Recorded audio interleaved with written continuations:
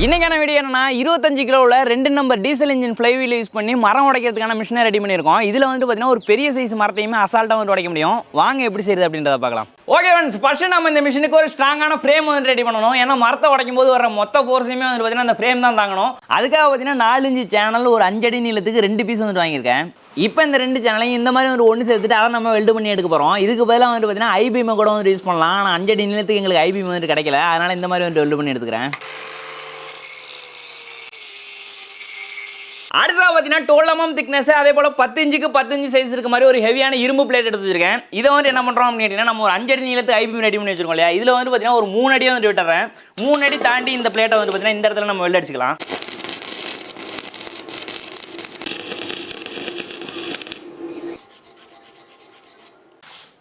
அடுத்ததா இதுதான் பார்த்தீங்கன்னா நம்மளோட கைனெட்டிக் லாக் ஸ்பிளிட்டரில் ரொம்ப முக்கியமான பார்ட்டு. அதாவது பார்த்தீங்கன்னா ஃப்ளைவீலில் ஸ்டோர் ஆகிற கைனெட்டிக் எனர்ஜி வந்து பார்த்தீங்கன்னா இது மூலமாக தான் நம்ம மரத்துக்கு வந்து கொண்டு போயிட்டு அந்த மரத்தை வந்து புழக்க போகிறோம். இது வந்து பார்த்தீங்கன்னா பினியன் ஷாஃப்ட், இது வந்து பார்த்தீங்கன்னா ரேக்னு சொல்லுவாங்க. இது ரெண்டுமே வந்து பார்த்தீங்கன்னா நம்ம லேத்தில் கொடுத்து வந்து செஞ்சு வாங்கியிருக்கோம். நம்ம மரத்தை வந்து உடைக்கும் போது இந்த பினியன் கியரில் தான் வந்து பார்த்தீங்கன்னா அதிக அளவு லோடு வரும். அதனால இந்த பினியன் ஷாஃப்ட்டை வந்து பார்த்தீங்கன்னா EN19 மெட்டீரியல்லையும் இதை வந்து பார்த்தீங்கன்னா EN8 மெட்டீரியல்லையும் வந்து செஞ்சு வாங்கியிருக்கோம். அது மட்டும் இல்லாமல் ரெண்டையுமே வந்து பார்த்தீங்கன்னா ஹார்டனிங்கும் வந்து பண்ணி வாங்கிட்டோம். ஏன்னா ஸ்ட்ரென்த் நம்மளுக்கு அதிகமாக இருக்கணும், தேய்மானமும் வந்து கம்மியாக இருக்கணும் அப்படின்றதுக்காக. அடுத்ததான் நான் P210 அப்படின்ற பில்லோ பிளாக் பேரிங் வாங்கியிருக்கேன். இந்த பேரிங்ல வந்து பார்த்தீங்கன்னா 50 mm ஷாஃப்ட் வந்து போடலாம். நம்ம ரெடி பண்ணியிருக்க இந்த பினியன் ஷாஃப்ட்லையுமே 2 சைட்லையும் ஒரு பேரிங் போடுறதுக்கு ஏற்ற மாதிரி 50 mm வச்சு வாங்கியிருக்கோம். அந்த இடத்துல அந்த பேரிங் வந்து மாட்டிடுறேன். இப்போ இந்த 2 நம்பர் பேரிங்கையும் கீழே இருக்கக்கூடிய பிளேட்டில் வந்து ஃபிக்ஸ் பண்ணுறது ஏற்ற மாதிரி நான் ஹோல்ஸ் போட்டிருக்கேன். அந்த இடத்துல போல்ட் போட்டு வந்து டைட் பண்ணிக்கிறேன். இப்போதைக்கு நான் ஃபுல்லாக வந்து டைட் பண்ணல. அடுத்ததான் நம்ம ரெடி பண்ணியிருக்க இந்த ரேக் எடுத்து இந்த பினியன் கியருக்கு மேலே வைக்கிறேன். பினியன் கியரில் கரெக்டாக சென்டரில் இருக்க மாதிரி வந்து வச்சுக்கிறேன். இப்போ நம்ம பினியன் ஷாஃப்ட்டை பிடிச்சி சுற்றணும் அப்படின்னா அந்த ரேக் வந்து பார்த்தீங்கன்னா முன்ன பின்ன வந்து நகரும். அப்படி நகர்ற அந்த ரேக் வந்து பார்த்தீங்கன்னா அந்த ஐபீமில் கரெக்டாக சென்டராக வர மாதிரி வந்து வச்சுக்கிறேன். இப்போ நம்மளுக்கு அந்த 2 நம்பர் பேரிங்குமே கரெக்டாக வந்து அலைன் ஆகிருக்கும். அப்படியே வச்சுட்டு நம்ம ஃபுல்லாக வந்து டைட் பண்ணிடலாம். இந்த பினியன் ஷாஃப்ட் வந்து பார்த்தீங்கன்னா அந்த பேரிங்கோட இன்னரில் ஃப்ரீயாக சுற்றிடக்கூடாது அப்படின்றதுக்காக கிரப் ஸ்க்ரூ கொடுத்துருப்பாங்க. அதை வந்து 2 சைட்லேயும் வந்து டைட் பண்ணிடுறேன். அடுத்தா நம்ம ரெடி பண்ணியிருக்கேன் அந்த ஐபீமோட டாப் சைடில் ஃப்ரீயாக மூவ் ஆகிற மாதிரி ஒரு கைடு வந்து ரெடி பண்ணணும். அதுக்காக பார்த்தீங்கன்னா 6 இன்ச்சில் ஒரு ஸ்கொயர் பிளேட் எடுத்திருக்கேன். இதை வந்து பார்த்தீங்கன்னா அந்த ஐபீமுக்கு மேலே வச்சுக்கிறேன். இன்னும் 2 பிளேட்டை வந்து பார்த்தீங்கன்னா ஐபீமுக்கு கீழ் பக்கத்தில் வைக்கிறேன். எப்படி வைக்கிறேன் அப்படின்றத வந்து பார்த்துங்க. இப்போ வந்து பார்த்தீங்கன்னா நம்மளுக்கு ஃப்ரீயாக வந்து நகருது. இப்போ இந்த எல்லா பிளேட்டையுமே வந்து பார்த்தீங்கன்னா ஒன்றா நம்ம வெளில எடுத்துக்கலாம்.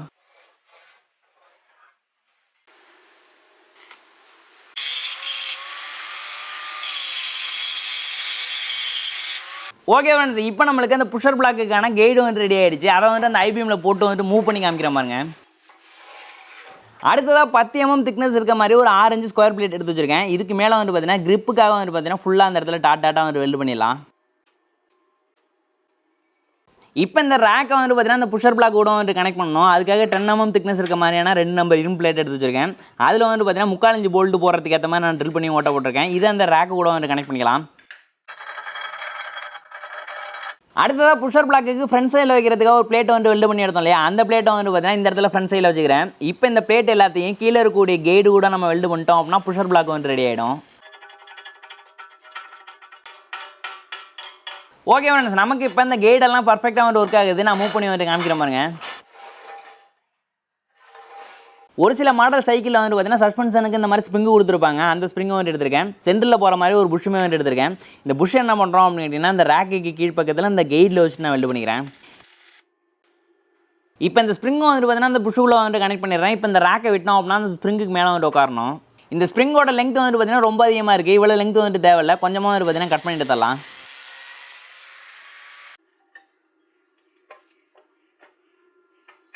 இந்த இடத்துல அந்த ஸ்ப்ரிங் வந்து எதுக்காக அப்படின்னு கேட்டிங்கன்னா இந்த ரேக்கை வந்து பார்த்தீங்கன்னா அந்த பினியன் கூட மேனுவலாக தான் நம்ம எங்கேஜ் பண்ண டிஸ்எங்கேஜ் வந்து பண்ண போகிறோம். ஸ்ப்ரிங் இருந்துச்சு அப்படின்னா ஆட்டோமேட்டிக்காக டிஸ்எங்கேஜ் ஆகும். அதுக்காக தான். அடுத்ததாக 1:1 சைஸில் ஒரு இரும்பு பிளேட் எடுத்து வச்சிருக்கேன். இதை வந்து பார்த்தீங்கன்னா 2 பாதியாக வந்து கட் பண்ணிவிட்டு சென்டரில் வந்து பார்த்தீங்கன்னா பினியன் ஷாஃப்ட் உள்ளார போகிற அளவுக்கு நம்ம கேப்பை வந்து கட் பண்ணணும். இதை நம்ம கேஸில் வந்து கட் பண்ணி வாங்கிக்கலாம்.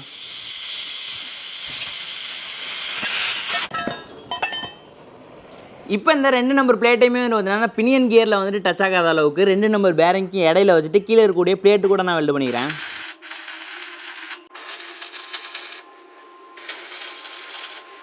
அடுத்ததாக 20 mm ராடு வந்து உள்ளார போகிற மாதிரியான ஒரு புஷ் எடுத்திருக்கேன். அந்த புஷ்ஷுக்குள்ளே பார்த்தீங்கன்னா அந்த ராடை வந்து உள்ளார போட்டுக்கிறேன். 2 சைட்லையுமே வந்து பார்த்தீங்கன்னா 4 நம்பர் வாஷரை வந்து போட்டுக்கிறேன். இப்போ இந்த புஷ்ஷை வந்து சுற்றணும் அப்படின்னா ஃப்ரீயாக வந்து சுற்றுற மாதிரி இருக்கணும். இப்போ இந்த ராடை வந்து என்ன பண்ணுறோம்னா 2 நம்பர் பிளேட் வச்சுருக்கோம் இல்லையா, அந்த பிளேட்டோட டாப் சைடில் வச்சு நம்ம வெளியே அடிச்சுக்கலாம். அடுத்ததாக சின்னதாக பார்த்தீங்கன்னா ஒரு ப்ராக்கெட் எடுத்திருக்கேன். கூடவே சின்ன சைஸில் ஒரு 3 நம்பர் பேரிங் எடுத்திருக்கேன். இந்த பேரிங்க்கு 2 சைட்லையுமே 2 நம்பர் வாஷர் வச்சுக்கிறேன். இப்போ இந்த பேரிங்கை பார்த்தீங்கன்னா இந்த ப்ராக்கெட்டுக்குள்ளார வச்சுட்டு போல்ட்டு போட்டு வந்து ஃபிக்ஸ் பண்ணிக்கலாம். இப்போ பேரிங்கை ஃபிக்ஸ் பண்ணியிருக்க இந்த ப்ராக்கெட்டை வந்து பார்த்தீங்கன்னா மேலே இருக்கக்கூடிய புஷ்லேருந்து கீழே இருக்கக்கூடிய இந்த ரேக்கை வந்து பார்த்தீங்கன்னா பினியனில் அழுத்தி பிடிச்சிருக்க மாதிரி வச்சுட்டு நம்ம வெளியே எடுத்துக்கலாம். இதை நம்ம மேனுவலாக வந்து ஆப்ரேட் பண்ணுறதுக்காக ஒரு அடி நீளத்துக்கு ஒரு ராட் எடுத்து வச்சிருக்கேன். அந்த ராடை வந்து பார்த்தீங்கன்னா புஷ்ஷோட இந்த சைடில் வச்சுட்டு நம்ம வெளியே எடுத்துக்கலாம். இப்போ நம்ம இந்த ஹேண்டில் வந்துட்டு மேல் பக்கமாக தூக்கணும் அப்படின்னா ரேக் வந்துட்டு பினியன் கூட எங்கேஜ் ஆகும். ஹேண்டில் விட்டோம் அப்படின்னா ஸ்ப்ரிங் டென்ஷனால ரேக் வந்துட்டு மேலே வந்துடும். அடுத்தது அந்த ஹேண்டில் வந்துட்டு விட்டோம் அப்படின்னா ஃபுல்லாக வந்து கீழே வந்து விழுந்துருது இல்லையா, அந்த மாதிரி இல்லாமல் ஸ்டாப்பருக்காக ஒரு பிளேட் வச்சுட்டு வெளியே எடுத்துக்கிறேன். ஓகே ஃப்ரெண்ட்ஸ், நம்ம மிஷினோட மற்ற ஒர்க்கெல்லாம் நம்ம ஸ்டாண்டில் தூக்கி நம்ம மிஷினை வச்சுட்டு அதுக்கப்புறமா வந்து பண்ணலாம். அதுக்காக பார்த்தீங்கன்னா 2 நம்ம ஸ்டாண்ட் வந்து ரெடி பண்ணியிருக்கேன். இதை வந்து பார்த்தீங்கன்னா நம்ம இந்த இடத்துல வைக்க போகிறோம். இதை நம்ம பேக் சைடில் வந்துட்டு இந்த இடத்துல ஃபிக்ஸ் பண்ண போகிறோம்.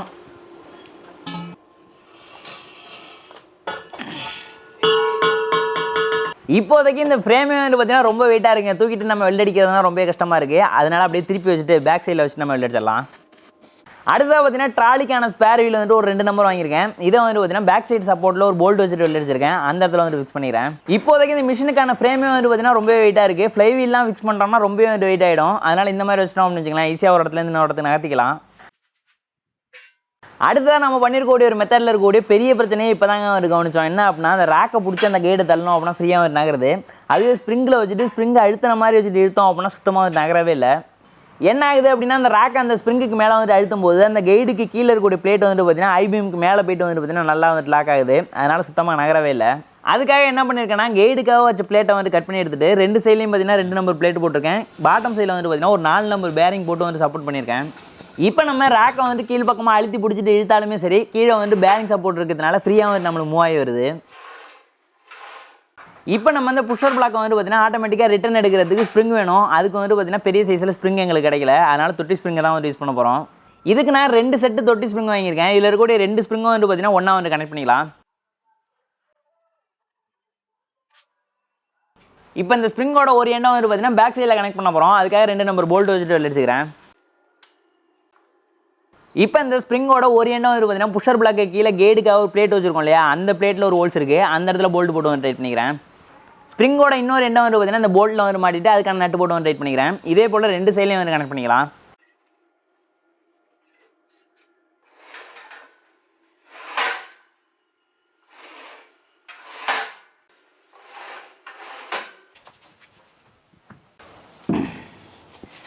ஓகே ஃப்ரெண்ட்ஸ், அடுத்து பார்த்தீங்கன்னா டீசல் இன்ஜினோட ஃப்ளைவீல் வந்துட்டு 2 நம்பர் எடுத்து வச்சிருக்கேன். இது ஒன்னோட வெயிட் வந்துட்டு பார்த்தீங்கன்னா 25 கிலோ, மொத்தமாக பார்த்தீங்கன்னா 50 கிலோ. இப்போ இந்த ஃப்ளைவீல் தான் பார்த்தீங்கன்னா இந்த மிஷினோட ஹார்ட் அப்படின்னே சொல்லலாம். ஏன்னா இன்ஜின்லேருந்து வரக்கூடிய எனர்ஜி வந்துட்டு பார்த்தீங்கன்னா இந்த ஃப்ளைவீல் தான் வந்து ஸ்டோர் பண்ணி நம்மளுக்கு தேவையான நேரத்தில் வந்து ரிலீஸ் பண்ணி அந்த மரத்தை வந்து உடைக்க போகிறோம். இப்போ இந்த ஃப்ளைவீல் என்ன பண்ணுறோம் அப்படின்னா பினியன் ஷாஃப்ட் போட்டுருக்கோம் இல்லையா, அந்த ஷாஃப்ட்டில் வந்து மாட்டிடலாம்.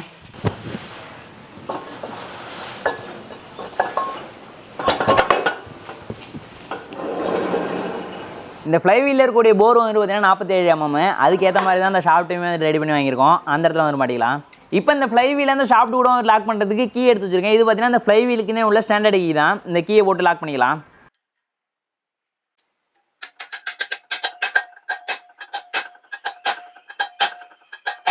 அதே போல் இந்த சைடில் இருக்கக்கூடிய ஃப்ளைவீலையுமே அதுக்கான கீயை போட்டு வந்து லாக் பண்ணிக்கிறேன். இந்த ஃப்ளைவீல் வந்து பார்த்தீங்கன்னா அந்த ஷாஃப்ட் கூட நம்ம அடிக்கணும் இல்லையா, இந்த கீழே தான் வந்து நிற்க போகுது. வேறு எந்த லாக்குமே வந்துட்டு போட போகிறதில்ல.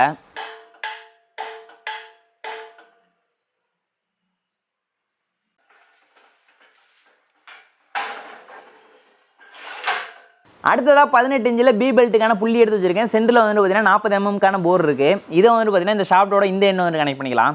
இந்த இடத்துல இதுக்காக இவ்வளோ பெரிய புள்ளி அப்படின்ற மாதிரி உங்களுக்கு தோணலாம். ஃப்ளைவீலோட ஆர்பிஎம் வந்துட்டு ரொம்ப அதிகமாக இருந்துச்சு அப்படின்னா அந்த ரேக்கை வந்து எங்கேஜ் பண்ணுறதுக்கே வந்து கஷ்டமாக இருக்கும். அதனால் ஒரு 800 RPMக்குள்ளே இருந்தாலே வந்து போதும். அதுக்காக தான் பெரிய சைஸ் புள்ளி போட்டிருக்கோம்.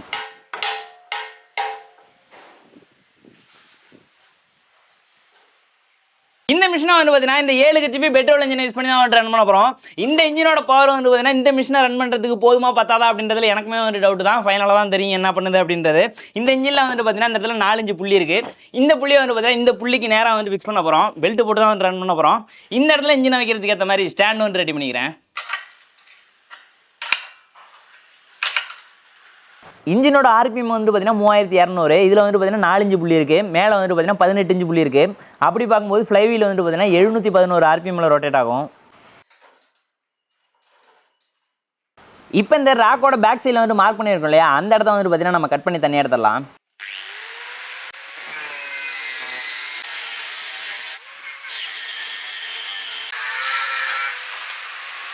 எதுக்காக நம்ம இந்த இடம் வந்து கட் பண்ணியிருக்கோம் அப்படின்னா, நம்ம ஹேண்டில் வந்து மேலே தூக்கும்போது இந்த ரேக் வந்து பார்த்தீங்கன்னா ஃபுல்லாக வந்து ட்ராவல் ஆகும். நம்ம கட் பண்ணியிருக்க இடம் வந்ததுமே வந்து பார்த்தீங்கன்னா ஸ்லிப் ஆக ஆரம்பிச்சிடும், ஃப்ரண்டில் வந்து போகாது. ஃபைனலாக நம்ம மரத்தை வந்துட்டு புழக்கிறதுக்கான வெஜ்ஜை வந்து ரெடி பண்ண போகிறோம். அதுக்காக பார்த்தீங்கன்னா 20 mm திக்னஸ் இருக்க மாதிரியான இரும்பு பிளேட் எடுத்திருக்கேன். இந்த பிளேட்டை நம்ம ஒரு சைடில் வந்து பார்த்தீங்கன்னா கோடாரி மாதிரி வந்து பார்த்தீங்கன்னா தேய்ச்சி எடுக்கணும். அதை நம்ம கிரைண்டிங் மிஷின்லாம் தேய்க்கிறோன்னா ரொம்பவே கஷ்டம். அதனால் கேஸில் வந்து கட் பண்ணி வாங்கிக்கிறேன்.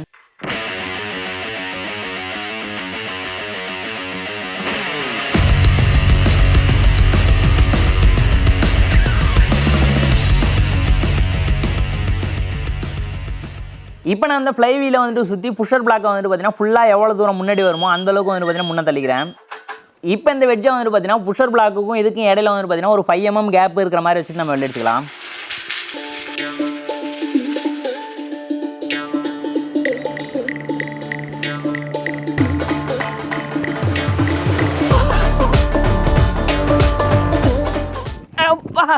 ஓகே ஃப்ரெண்ட்ஸ், நம்மளோட லாக் ஸ்பிளிட்டில் டெஸ்ட் பண்ணுறதுக்காக பார்த்தீங்கன்னா சின்ன சைஸ்லேருந்து பெரிய சைஸ், அது மட்டும் இல்லாமல் டிஃப்ரெண்ட் டைப்பான மரமெல்லாம் வந்துட்டு வாங்கியிருக்கோம். மரக்கட்டை ஒன்று என்ன சைஸில் இருக்குது அப்படின்றத பாருங்கள். இது மட்டும் இல்லை, சின்ன சைஸ்லேருந்து முரட்டை சைஸ் வரைக்குமே இருக்குது. எல்லாத்தையுமே பார்த்தீங்கன்னா நம்ம இப்போ கீழே இறக்கி போட்டலாம்.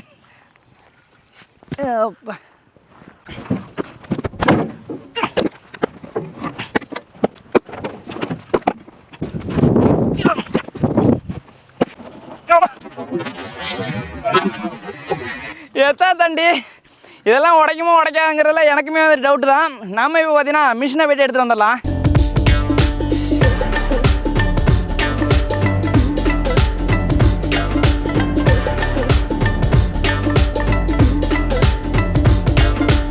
மக்களே, மிஷினை வண்டிக்குள்ளார ஏற்றிட்டு வரலான்னு தான் நினச்சேங்க. ஆனால் மிஷினோட வெயிட் ரொம்ப அதிகங்க, ஒரு 150 கிலோ இருக்கும். அவ்வளோதான் கஷ்டப்பட்டு ஏற்ற வேண்டாம், மாட்டியே எடுத்துகிட்டு வந்துடும் அப்படின்னு சொல்லிட்டு தான் இப்படி எடுத்துகிட்டு வந்துட்டோம். மற்றபடி நம்மளோட மிஷினை இந்த மாதிரி கம்மியான இடத்துக்குலாம் நகர்த்தணும் அப்படின்னு வச்சுங்களேன், இந்த மாதிரியே தூக்கி வந்து நகர்த்திக்கலாம். நகர்த்துறதுக்கெல்லாம் வந்து ஈஸியாக தான் இருக்குது. ஓகே ஃப்ரெண்ட்ஸ், நம்ம இப்போ மிஷின் ஆன் பண்ணி டெஸ்ட் பண்ண வேண்டிய நேரம் வந்துருச்சு. அதுக்கு முன்னாடி நம்ம பண்ண வேண்டிய ஒரு வேலை இருக்குது. என்ன அப்படின்னு கேட்டிங்கன்னா, இந்த புஷர் பிளாக் வந்து நவர இடம் இருக்கு இல்லையா, அந்த இடத்துலலாம் கிரீஸ் வந்து அப்ளை பண்ணிக்கலாம். அப்படியே இந்த சைடு ரேக்லையுமே வந்து பார்த்தீங்கன்னா கொஞ்சமாக வந்து கிரீஸ் வந்து அப்ளை பண்ணிக்கிறேன்.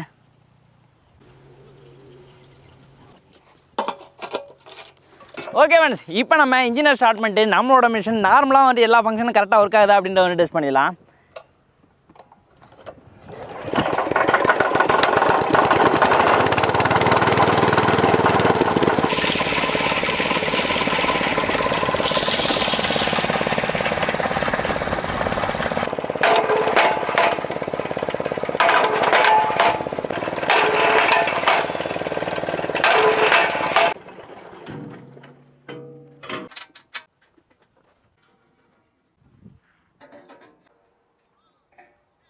ஓகே ஃப்ரெண்ட்ஸ், காடெல்லாம் போட்டு பக்காவாக ரெடி பண்ணியாச்சு. இன்ஜினை ஸ்டார்ட் பண்ணிடலாமா? நம்மளோட ஃபர்ஸ்ட் டெஸ்ட்டே வந்து பார்த்தீங்கன்னா சின்ன சைஸில் இருக்கக்கூடிய தண்டரிக்காய் மரத்தை தான் டெஸ்ட் பண்ண போகிறோம். மரத்தோட பேர் கரெக்டாக சொல்கிறேன்னான்னு தெரியல. ரெடியா?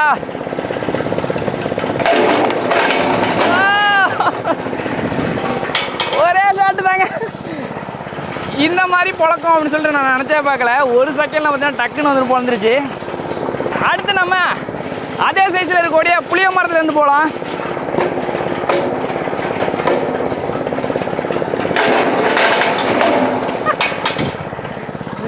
இந்த புளிய மரத்து கட்டையை நம்ம கோடால வச்சு உடைக்கணும் அப்படின்னா எவ்வளோ டைம் ஆகும் அப்படின்றது உங்களுக்கே தெரியும். இங்கே ஒரு வெட்டு, இங்கே ஒரு வெட்டு, இங்கே ஒரு வெட்டு போட்டோம் அப்படின்னா தான் உடையும். இப்போ நம்மளுக்கு ஒரு செகண்ட்லேயே பிறந்திருக்கு. அடுத்தா நம்ம பூவரச மரத்தில் காஞ்சி போன மரத்தை வந்து டெஸ்ட் பண்ண போகிறோம். அது மட்டும் இல்லாமல் இதில் கனவுமே இருக்குது. என்ன செய்யுது அப்படின்றத பார்த்தலாம்.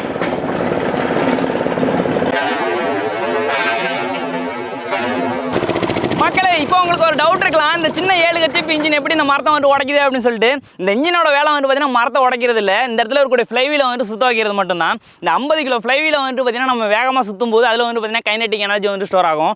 அப்படி ஸ்டோர் ஆன எனர்ஜி தான் வந்து பார்த்தீங்கன்னா நம்ம ரேக் மூலமாக ஒரே செகண்டில் வந்து ரிலீஸ் பண்ணுறோம். அப்போ தான் பார்த்தீங்கன்னா நம்மளுக்கு மரத்தை உடைக்குது. அதுவே இந்த இடத்துல ஃப்ளைவீல் இல்லை அப்படின்னா நம்ம இன்ஜினை வந்து ஸ்டார்ட் பண்ணிட்டு லிவர் தூக்கணும் அப்படின்னா ராக் வந்து ஃப்ரண்டில் நகரும். ஆனால் அந்த மரத்துக்கு மேலே போய் முட்டினதுமே பார்த்தீங்கன்னா இன்ஜின் வந்து ஸ்டாப் ஆகிடும். இப்போ வந்து உங்களுக்கு புரியும் அப்படின்னு நினைக்கிறேன். இந்த இன்ஜினை வந்து ஆஃப் ஆகாமல் பார்த்துக்கிறதுமே பார்த்தீங்கன்னா இந்த ஃப்ளைவீல் தான். இப்போ நம்ம இன்ஜினை ஸ்டார்ட் பண்ணிட்டு இருக்கிறதுலே பெரிய சைஸான மரக்கட்டையெல்லாம் வந்து உடச்சு பார்த்தலாம். ஃபர்ஸ்ட் நம்ம தண்டரிக்காய் மரத்தில் சின்ன சைஸ் மரத்தை வந்து உடச்சிருப்போம். இது எவ்வளோ சைஸ் இருக்குது அப்படின்றத வந்து பாருங்க. இதை நம்ம உடச்சு பார்க்கலாம்.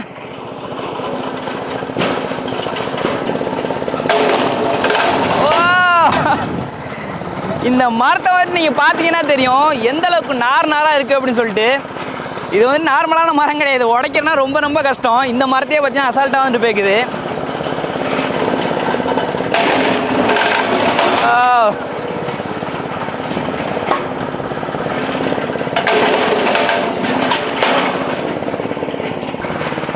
அடுத்தது நம்ம பூவரசு மரத்தை கட்டையை வந்து வைக்க போகிறோம். எந்த அளவுக்கு உயரம் பாஞ்சு போயிருக்கு அப்படின்றத வந்து பாருங்கள். இந்த கட்டை இதை நம்ம வந்து உடச்சு பார்க்கலாம். இப்போ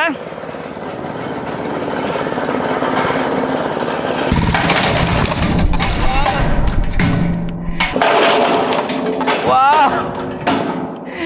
கட்டை பொழந்துருச்சு, ஆனால் இன்ஜின் வந்து ஆஃப் ஆகிடுச்சுங்க. ஆனாலும் இந்த கட்டை உள் பக்கத்தில் பாருங்கள், வைரம் பாஞ்ச கட்டை, முரட்டு கட்டை.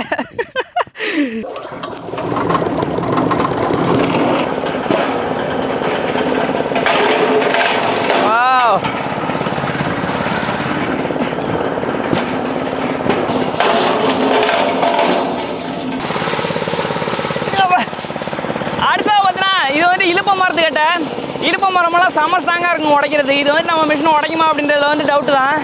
கிட்டத்தட்ட பாருங்கள் 1 அடி இருக்குது டயாமீட்ரு. என்ன செய்யுது அப்படின்றத பார்க்கலாம்.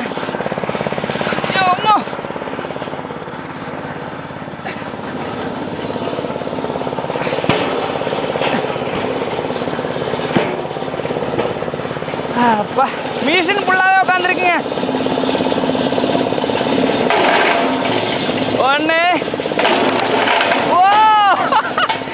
தூக்கி எறிஞ்சிட்டுங்க கட்டைய, அசால்ட்டாக பொழந்துருச்சு. மரத்துக்கு நடுவில் பாருங்க வைரத்தை எப்படி பாஞ்சிருக்கு அப்படின்றத.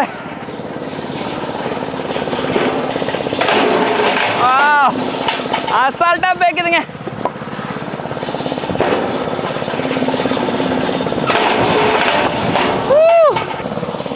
அடுத்ததாக பார்த்தீங்கன்னா நெட்லிங் மரம், காஞ்சி போன மரம் தான். எப்படி உடைக்குது அப்படின்றத பார்த்தலாம்.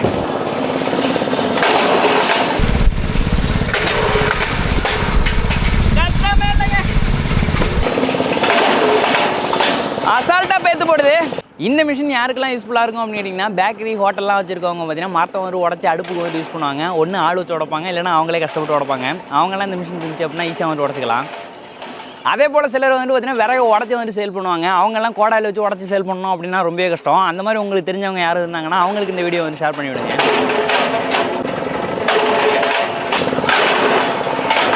ஓகே ஃப்ரெண்ட்ஸ், ஃபைனலாக பார்த்தீங்கன்னா இருக்கிறதுலையே முரட்டு சைஸான கட்டை. இது எப்படி உடைக்குமா உடைக்காதான்றது தெரியல, பார்ப்போம். எத்தா தண்டி இதுதாங்க நம்ம மிஷினோட ஃபைனல் டெஸ்ட்டு. இதாங்காட்டியும் பொழந்துட்டுன்னு வச்சுங்களேன், வேறு லெவல் தான். 1 2 3 4 வேற லெவலுங்க. கட்டையே பாருங்க.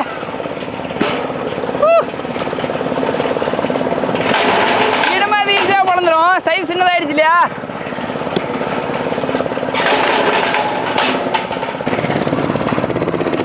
ஓகே ஃப்ரெண்ட்ஸ், நம்ம மிஷினோட பர்ஃபார்மன்ஸ் உண்மையிலே வேறு லெவலுங்க. எவ்வளோ மரத்தை பாருங்கள், அப்படி சும்மா பொழந்து போட்டு வச்சிருக்கு. இதெல்லாம் நம்ம கோடாலி வச்சு நம்ம உடைக்கணும் அப்படின்னு வச்சுக்கலாம். கிட்டத்தட்ட 4லேருந்து 5 மணி நேரமாக ஆகும்.